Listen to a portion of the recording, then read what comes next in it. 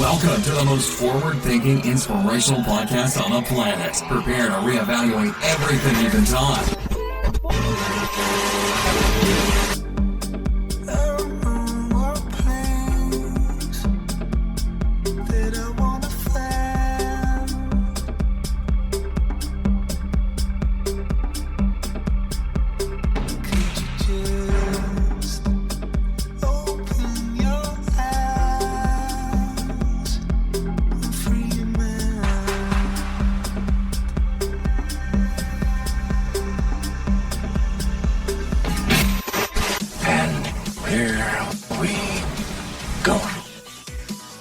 Ladies and gentlemen, welcome back to the Mental Mastery Alliance podcast. Today, another wonderful day. I don't know what day it is, per se.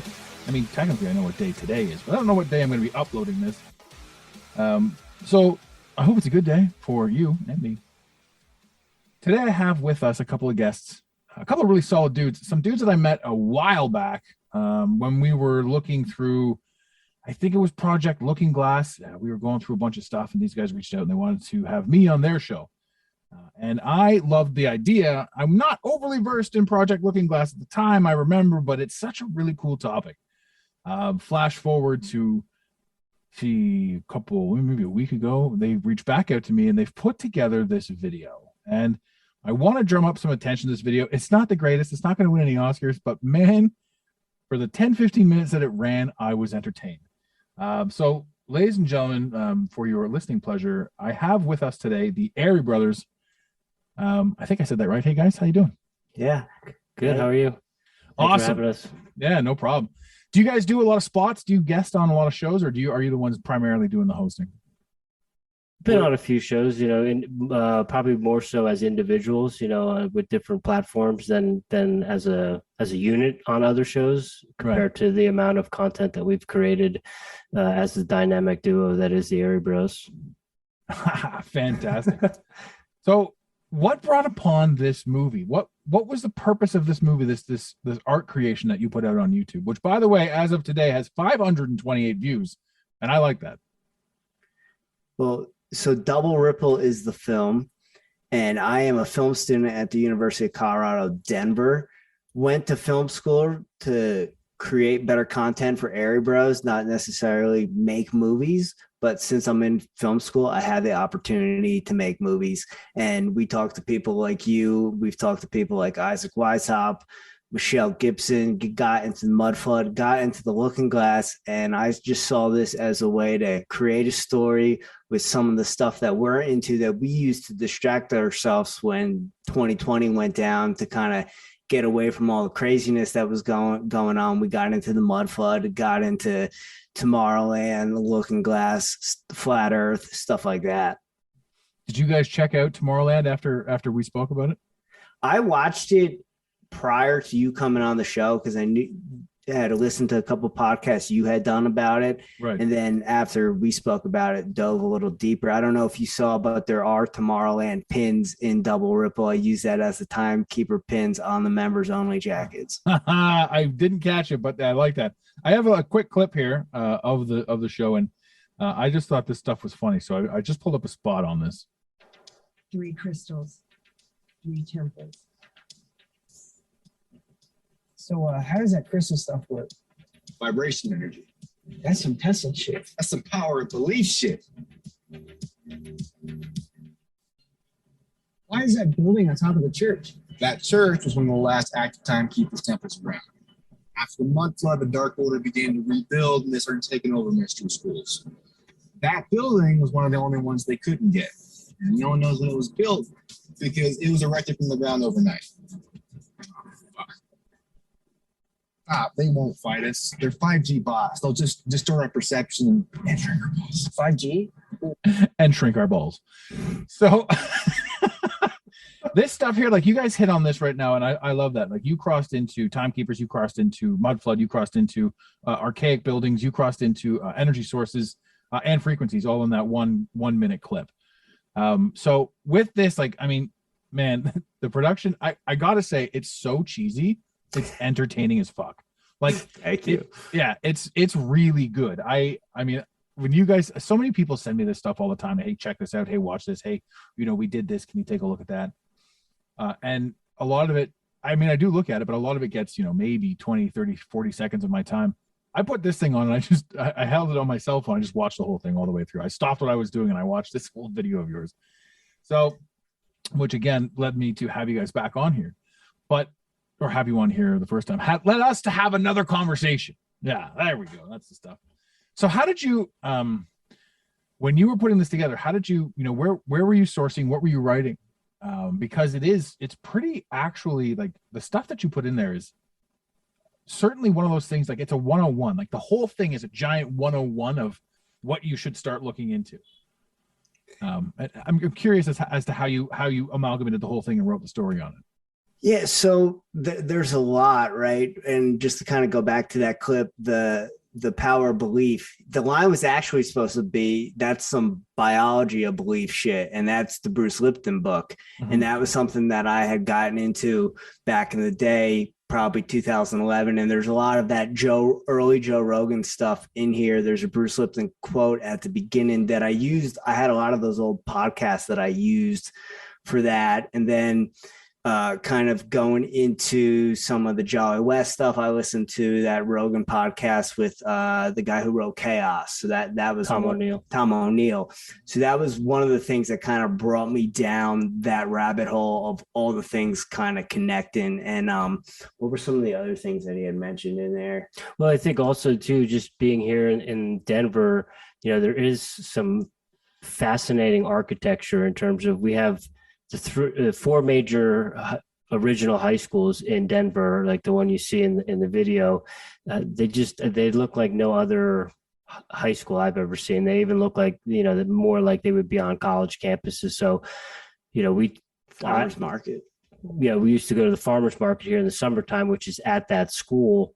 And so I just started telling him, let's look into some of these buildings, some of these churches, some of these other things that are very mud flood-esque, that, again, if you look at old pictures of these buildings and stuff, or the timeline or the architecture or the architects, some of the things just don't match up as you start to dig into, like, the wiki stories of things. It's just, and I find all that stuff fascinating. So we tried to tie in our local surroundings into some of the other nuanced stuff that Jimmy kind of ran with in the writing process. Amazing stuff. And again, too, obviously Denver, the biggest I want to say red flag or Star Fort stolen type esque building / landmark would be the Denver International Airport. Yeah, absolutely. Like, I don't know, you guys, I would love to hear your take on what the airport is. At least what you've researched, considering it's in your own backyard.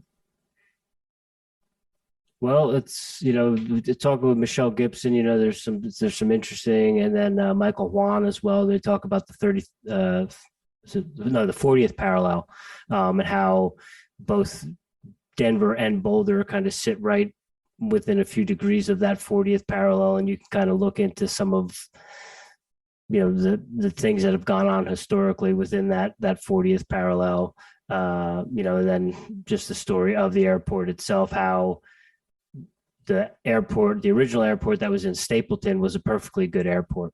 And it was literally within like 5 miles of the actual city, whereas the new airport is way off the beaten path. It's probably a good 40 minutes outside of the city.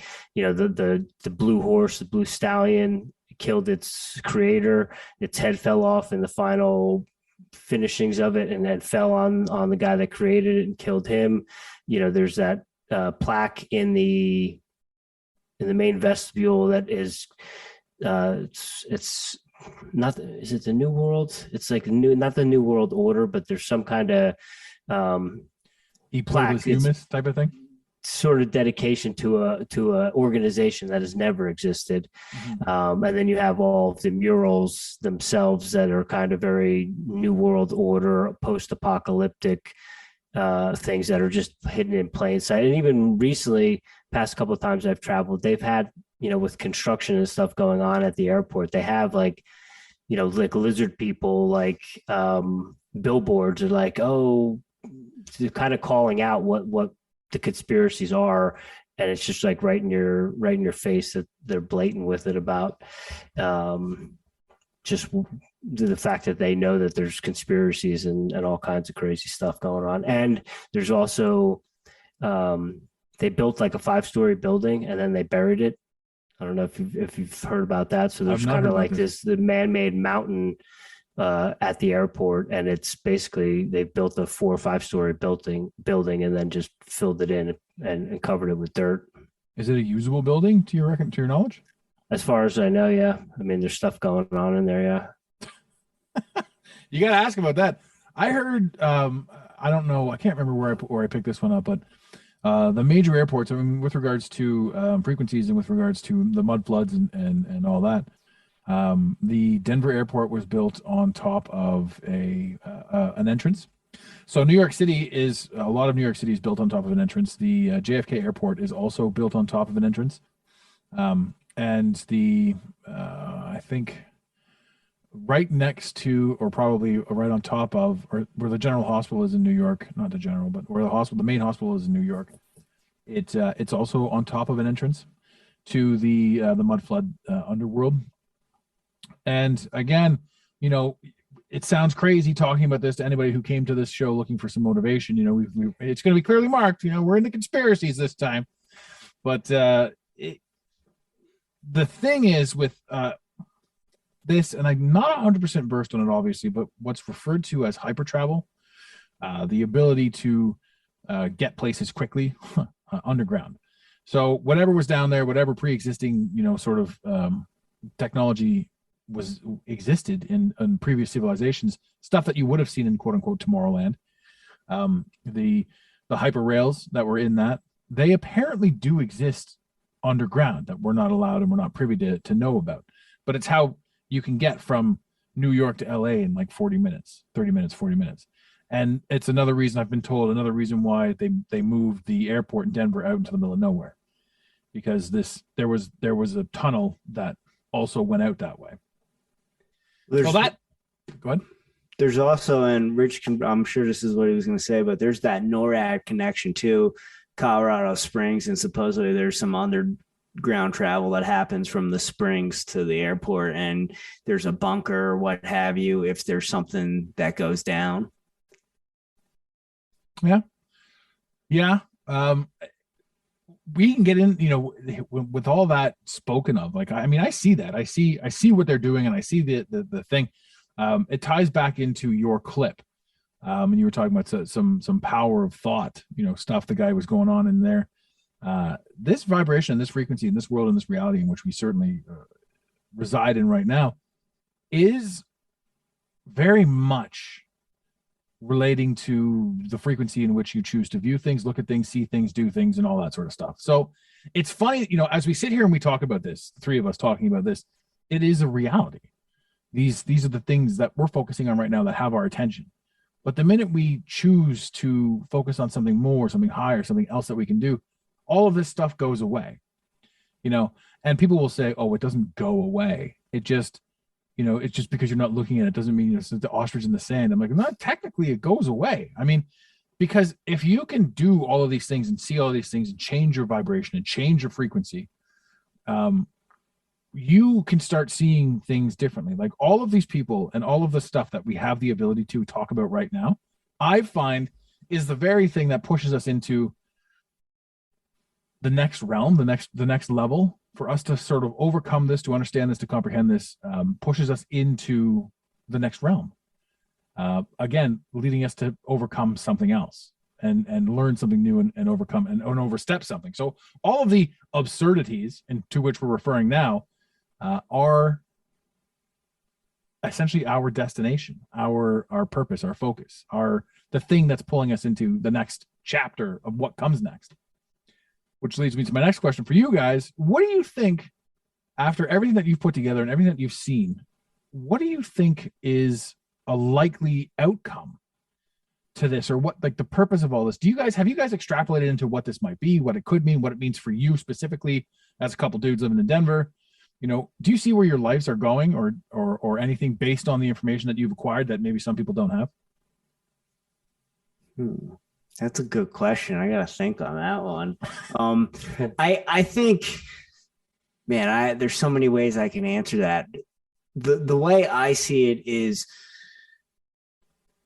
I made this film to, all this stuff we talk about, to kind of, have a propaganda film in a college film fest to kind of show these kids that aren't into any of this stuff, kind of here, look at it. And the goal of it was, yeah, you might not get what's going on, but if you leave asking, well, what was that? Or what was that? And you go do a Google search, then I did my job. So do I see this film opening doors and what have you for me? Yeah, I think it already did. Do I know what that looks like or what it's going to be or what the next message is? No, I don't. But I definitely feel that it has opened to more possibilities because, some of the concepts we've talked about in this film has just brought me down. You know how it is. It brings you down other wormholes and you start getting into more things. And that's kind of where I think I am with it. What do you got, Rich?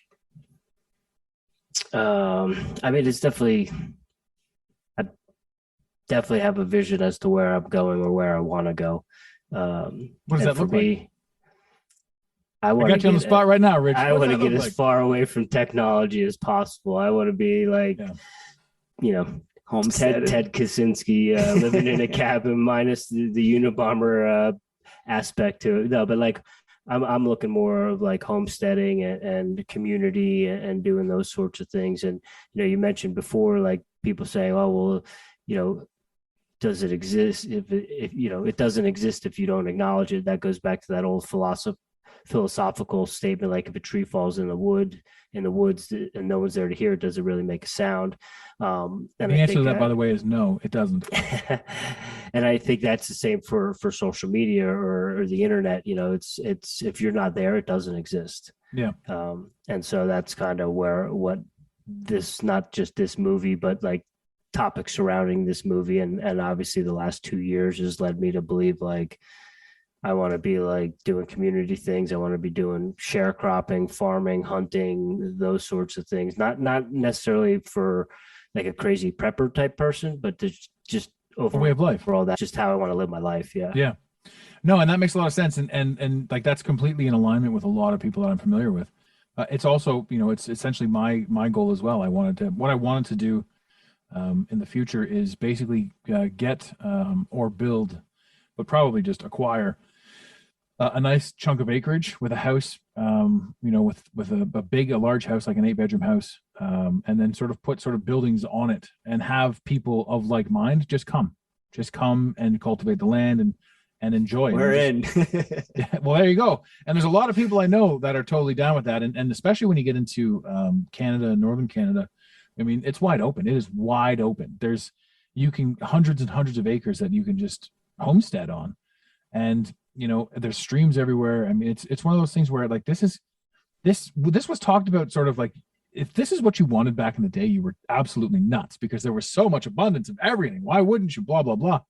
But we've got things like in Canada, we've got, Trudeau basically declaring war on the Canadian citizens. And the only thing that saved his ass was that they switched the narrative to Ukraine, And when you watch this stuff and when you hear things like, when you take your eyes off it, it goes away. Like you said, when you don't focus on it, it goes away. People will say that's not true. That's an ostrich approach. That's bullshit. You can't do that. And the funny thing about that is those very same people haven't realized that there's a billion things going on this world that they've never even seen and that don't exist to them, right? Because they haven't seen it. So just because you once were aware of something and you looked away, that's the same thing as never being aware of something in the first place. So to say that you can't just shut things down is foolish because your life exists consistently of what you believe it to be. Also, back to your adage of if a tree falls in the woods, here's the most beautiful thing in the world. You, because of who you are and because of where you are and because of how your body works, you are the reason that tree makes a sound. The only thing that would actually make a sound isn't the tree falling. It's that your ears got the vibration of it. your eardrum picked up the vibration of the tree. Because if a tree falls in the woods and nobody's around to hear it, does it actually make a sound? No, it doesn't make a sound. There's no sound for it to make. There's nothing to receive the sound. So it can't make a sound if there's nobody to hear the sound. Same with a deaf person, could be sitting there. That tree could fall, no sound. It's a fascinating concept because everyone's like, no, things happen without humanity around. And that's not true. Things don't happen without humanity around. Right. And that's the thing. The world in which we exist, the world in which we live in, every single thing right now, the one common denominator in all of it is us, is you. Right. So everything that you've ever seen, everything that you know, everything that you've ever experienced, everything, all of it, from the television, from the stories, from this, that, all of it somehow passed through your filter, through your experience, through your version, and you became aware of it. So you are literally the one common denominator of everything that ever took place on this, in this reality, in this realm, which makes this entirely your sandbox and mine and yours and everybody's. So everyone's having a unique experience. And I think that's really cool. Do you think the likelihood is that you're actually going to make it out there? Do you think that you're going to be able to park, pack it up and head in? Or is that just an attempted goal right now, understanding of things? It's a mindset. I mean, it's a mindset. Yeah. I mean, that's the ultimate goal that's what I'm planning for. I love it. I think that's great. What do you guys got? What do you guys got coming up next? Like, what are you guys doing? How is your podcast going? It's good. Steady. Yeah. Steady, we've been all over the place as far as guests. We've been doing, since wrestling season, a lot of college wrestling coaches. So that's been cool to talk to all different college level wrestling coaches. And we've been talking to, still talking to some of the symbolism people. We just talked to Sean Stone, Oliver Stone's son. So we got into some of his films and what have you. But keeping the podcast going steady. I think Double Ripple 2 will happen. I don't think it's going to happen in a school capacity, but there's definitely been some interest. So I've been working on that script a little bit and just, keep on producing content and having fun as we do it. No, I'm trying not to kill each other along the way. Well, adversity again. If you guys come as close as you can to killing each other without doing it, you've both learned something. Usually we do. You definitely learn. And my finger's broken. Damn it. Yeah. Stuff doesn't heal as fast when you get older. I'll tell you that. No, that's true. I have a question for you about, you're talking about amateur wrestlers and coaches. Do amateur wrestlers, from your experience, do they have their eye on pro wrestling, or is it completely different? So it has changed a little bit now with how big the WWE is, how much money there is involved, and guys realizing, hey, I don't have to go do MMA. I can go do this and make a lot of money. When I was growing up, it wasn't a thing. Like, you either wrestled or there's pro wrestling. There was no hand in hand. I think some guys are hip to it, but I still think it's like a 10 to 15%. I think most guys are thinking about either the Olympics or MMA. Mm-hmm. With that being said, the guy that just won the heavyweight at the Olympics in Tokyo is signed with the WWE now. Oh, that's that. What's his name again? Gable Steveson. Yeah, he doesn't have much of a personality, that guy. So they got to work on him. He needs some work. He's a little rough around the edge. He can move. He's very athletic, and he's definitely a bright star. I think So if he doesn't, he'll be coming out with Paul Heyman then, I'm sure. That'll be how they introduce him out. He's tied to Brock as well. They both went to the University of Minnesota, and they've trained together and stuff. So there is that. They already have a connection. Oh, he's going to be good. And that's another thing too. Like, so many people. I mean, growing up in wrestling, like we were talking off camera. I've got the winged eagle behind me, and it's funny because I do love that stuff. I love that story. It's with all the shit that's going on in the world all around us, like. We used to get made fun of. I mean, this is 1998, 97, 96, 97, 98. We used to get made fun of for watching wrestling. They're like, it's fake. Like, now it's like, bitch, everything's fake. Everything you've ever seen. That's always been my answer. Yeah. And it's funny too when people still say it, because now I'm a 40-year-old man, and I will always watch Royal Rumble, and I will always watch WrestleMania. Let's go. And people are like, why would you like? I'm changing plans. Like I'm canceling. Like, no, I can't go out. I'm going home to watch, WrestleMania. And all my friends that were into this shit when we were kids, there's like a group chat that just pops up at WrestleMania and pops up again at Royal Rumble, and we're just shooting the shit with each other because we're all in different parts of the world now. And to me, that's a lot of fun. Like to sit there, and then when you have people say to you like now at this age, like it's fake. I'm like, I mean, how is this fake? I mean, obviously the outcomes are a thing, but these guys are acrobatic geniuses. They're going all over the place.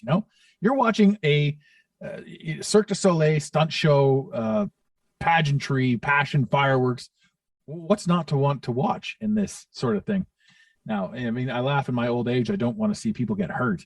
And the past few times I've turned it on, people are getting hurt. So that's kind of annoying. But aside from that, like I watched that kid in AEW. I watched one AEW show in my entire life. And it was the one where I can't remember the fella's name. Darby Allin. No, he landed awkwardly and he's Ray Phoenix. I was at that show. Were you really? Yeah, I was back home around Christmas break, and yeah, I saw that. I was watching this. I'm watching these guys fly around because AEW is very acrobatic. Like these guys are just doing bits all the way through. And I'm like, somebody's gonna get hurt. And then I'm like, I don't want to see this. I don't want to see this. And again, manufacturing frequency. I'm like, this isn't right. Somebody's gonna get hurt. And then Phoenix went down, and you just see the arm go back live on television. I'm like, no. And I'm too old to watch that shit, man. When I was a kid, I had no problem watching people fall off their skateboards and shit like that. But I cannot see people get hurt right now without it like affecting me inside my soul. Yep. So that's kind of fucked up. But I mean, and sadly for Big E too, like he took a huge bump. But he's doing all right now. So I don't know if he'll ever wrestle again, but he's doing all right now. Yeah, and when people give me the argument that it's fake, that's where the conversation ends.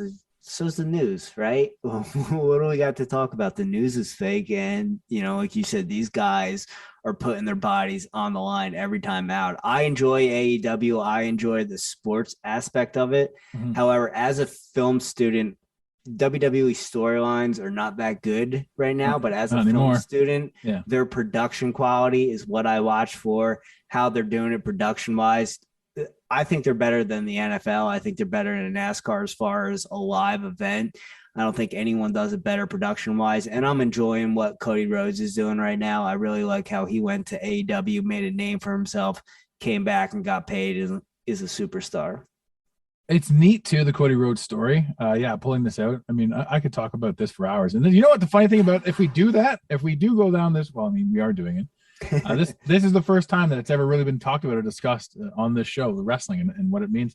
And I like that you said that, from a film standpoint, because once I fell in love with photography, I mean, I was always in love with it, but once I picked it up as a passion, you start seeing things so differently and how things are being made. And you're looking at, there's so many things that you're looking at. Like there's these movie scenes and pieces. Like I'm sure you're the same way.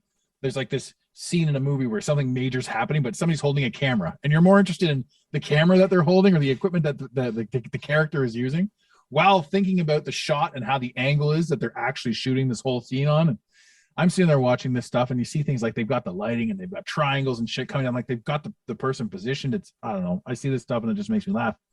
But back to wrestling, when we were kids, even like back in the late 90s, I mean, we all knew it was fake per se, right? But when you're watching this stuff, you're like, it's so well done, and it seemed so monumentous back then. Like I feel that the HD aspect has taken something away from how wrestling is and how it's portrayed. Because even back then, like when the camera angles were on and when somebody was gonna miss a spot, like I don't know how they did it, but the angles switch. So the camera's constantly coming from a different angle, so you don't see the botched kick or the wrestler shimmying over in the middle of the ring to get hit properly, And I don't know, man. I love the cinematography of all that. I haven't watched too much again of AEW, simply because when I saw the few that I did see, I mean, I think it was Jericho. He took the cage bump where he landed in the boxes, and I was like, it was horrible. That was so cheesy. Well, I watched that and I'm like, I don't know what you guys are doing. But one thing I love about back to Cody Rhodes, like you said, this guy will win. He's going to win probably not the Universal, because they're going to keep that on Roman for at least until The Rock comes back, right? Well, they combine both belts now. So Roman has both belts. And so Cody will probably take one, I would assume. Yeah. And he says when he takes it, well, here's what I say too, with the amount of power that Cody Rhodes has right now, they should put him in the Intercontinental or the US Championship belt to build it up. Exactly. They should leave it on him for a year as Cody Rhodes goes and does his thing. You're going old school right now. You're going like Bret Hart IC title type stuff. I like it. Oh yeah. There was a time in my life where, I mean, even in the video games, I always picked the IC title. I'm like, I'm going to hold this belt, you know? Mr. Perfect. Yeah. Oh yeah. Yeah. I mean, you guys were looking at this one here. I'll show you this if I can. It's not. There it is. Oh shit! Which one's that? It's a little blurry. It's definitely blurry. Sorry, because I'm holding it. I'm shooting on an actual camera, so it's not going to focus in. That's the old IC, Steve Austin's IC, and like the old school one, the black one. Okay. Yeah, give it to them. Give it to them. Let them hold it. Build it clout. I mean, who cares about I don't even know who the IC title champion is right now. So if that belt has stamina and staying power, that's cool. You know, I mean, what was cooler than Hulk Hogan and Ultimate Warrior? Yeah. Nothing. Nothing. It's funny, you go back and you watch that match and it's just kick punch and it's horrible, but as kids, that was one of the best. And I'll still say it's one of my favorite WrestleManias because it brings me back to 91 every time. Yeah, and that was in the Skydome in Toronto, in my hometown. Yeah. Were you there? I was not, unfortunately. I found out later in life that I was supposed to go there, but my she lost out at tickets for it from work. Their work had tickets, but if somebody didn't want to go, we were next in line. So we were this close to going. So that would have been game changer for me. But yeah, that's a lot of fun. Do you catch a lot of shows? I try to stay pretty up to date. It's hard with school. Like during school, I kind of get lost, but I have a buddy and a cousin that kind of keep me up to date. We don't get much pro wrestling out here in Colorado. I'm not really the biggest WWE guy. You know, once you've been to one WWE house show, you've been to them all. I'd like to go to an AEW show out here. We go to some indie shows, but we don't have much of an indie scene out here. Mm-hmm. But I'll definitely, my podcast listening, like Post Wrestling, Dave Meltzer, like I'm listening to them on the reg. Yeah, that's some fun stuff, man. I want to reach out to some of these guys too and have them on the show. Like I would love to put in like a series where it's old school wrestlers like fucking Tugboat, you know, getting these. That'd be awesome. Getting these guys, yeah, Shockmaster, exactly.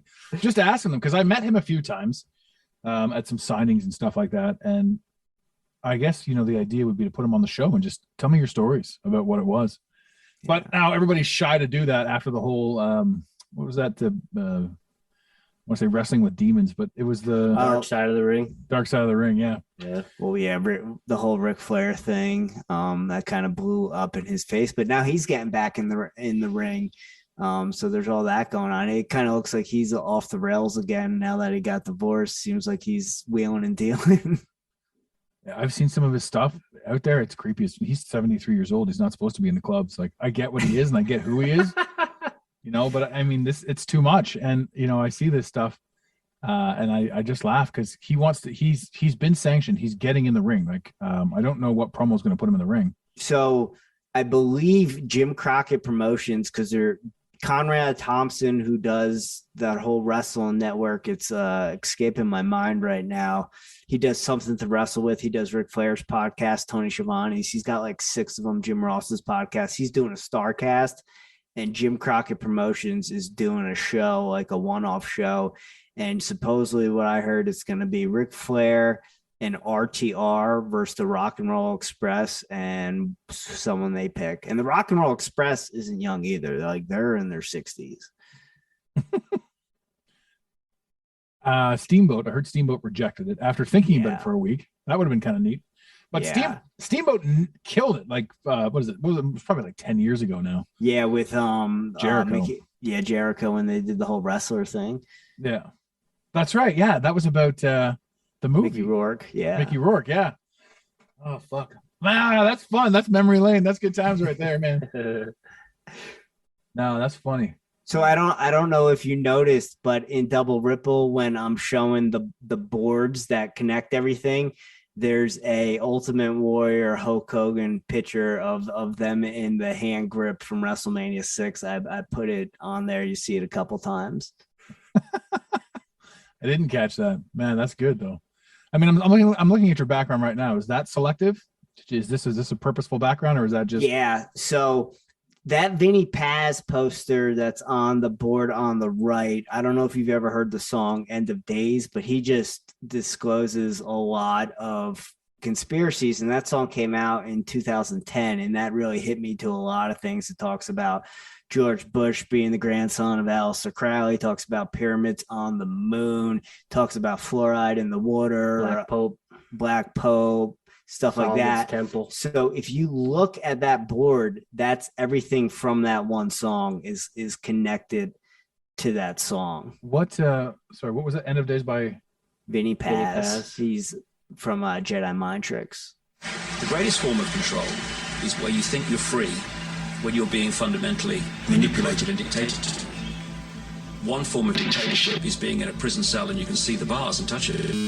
The other one is sitting in a prison cell but you can't see the bar, you think you're free. What the human race is suffering from is mass hypnosis. We are being hypnotized by people like this.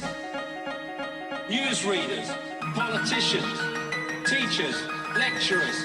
We are in a country and in a world that is being run by unbelievably sick people. The chasm between what we're told is going on and what is really going on is absolutely enormous. It's like we all know what's going down, but no one's saying shit what happened to the home of the brave. These motherfuckers, they controlling us now, and no one's talking about how they made us modern day slaves. And everybody's just walking around, head in the clouds, won't awaken to a dead in the grave. But then it's too late, we need to be ready to raise up. Welcome to the end of days. Everybody is slave, only some are aware that the government releasing poison in the air. That's the reason I collect so many guns in my lab. I ain't never caught slipping, never underprepared. Yeah, they shade sign on me, they just bring it proudly. George Bush, the grandson of Aleister Crowley. They want you to believe the lie that the enemy's Saudi. The enemy ain't Saudi, the enemy around me. It's fluoride in the water, but nobody know that. It's also a prominent ingredient in Prozac. For real? How could any government bestow that upon people who believe in political throwback? That's not all that I'm here to present you. I know about the Black Pope and Solomon's Temple. Yeah, about the Vatican assassins and how they will get you, and how they clone Barack Hussein Obama in a test tube. It's like we all know what's going down, but no one's saying shit what happened to the home of the brave. These motherfuckers, they controlling us now, and no one's talking about how they made us modern day slaves. And everybody's just walking around, head in the clouds, won't awaken to a dead in the grave. But then it's too late, we need to be ready to raise up. Welcome to the end. Whoever built the pyramids had knowledge of electrical power, and you know that that's the information that they suppress and devour. Who you think the motherfuckers that crashed in the tower? Who you think that made it turn into ash in an hour? The same ones that invaded your own, the ones that never told you about the skeletons on the moon. Yeah, the ones that poison all the food you consume, the ones that never told you about the Mount Vesuvius tombs. Right. The bird flu is a lie, the swine flu is a lie. Why would that even come as a surprise? Yeah, the polio vaccine made you die. It caused cancer and it cost a lot of people their lives. Do y'all know about Bohemian Grove? How the world leaders sacrificing children in robes? Lucifer is God in the public school system. I suggest you open up your ears and you listen. It's like we all know what's going down, but no one's saying shit what happened to the home of the brave. These motherfuckers, they controlling us now, and no one's talking about how they made us modern day slaves. And everybody's just walking around, head in the clouds, won't awaken to a dead in the grave. But then it's too late, we need to be ready to raise up. Welcome to the end of days. The greatest hypnotist on planet Earth is a oblong box in the corner of the room. It is constantly telling us what to believe is real. If you can persuade people that what they see with their eyes is what there is to see, you can't. Because they'll laugh in the face of an explanation that portrays the bigger picture of what's happening. And they have. So I love that the grandson of Aleister Crowley. So the son of Aleister Crowley, and we've talked about this before, is Barbara Bush. Yep. The son? Yeah. Barbara Bush is Aleister Crowley's son. And she's a quote unquote invert. Right. So George Bush Sr. is the female. And if you look at them, have you seen, well, I'm assuming you're in front of a computer right now. Feel free to pull up any picture you want of Barbara Bush and tell me that's not a man. No offense to Barbara Bush or her ilk that may be listening to this show. I'm not trying to offend anybody, but this is just, this was the theory, the trans theory, and the bastardization of things. And I used to think that I'm like, these guys are trannies, because you could run down on anything like way back in the day before they started banning everybody. Transvestigation was massive, and that the slogan of investigations: if it's got an apple, it's got a banana. So this was the thing, and you look at things like, I mean, there were so many of them out there that Kesha and so many of these other ones, Lady Gaga. Oh yeah, that were just out there, and this was another reason why they did the. Do you remember? Geez, it would have been like 2013, 2010 or whatever. They called it the fappening, where like all of a sudden all these celebrities got leaked nudes. Yeah. They're just out of the blue. Every celebrity the son's a pervert, and they're sending nudes to everybody, and somebody hacked them and leaked them, right? And like that was the whole image and message of the whole thing. But this was illusionatory, if that's a word. I like to make things up, to make people believe these are the things. So you look at this stuff, and even the majority of those leaks could easily be fakes. Like the way that they fake things now.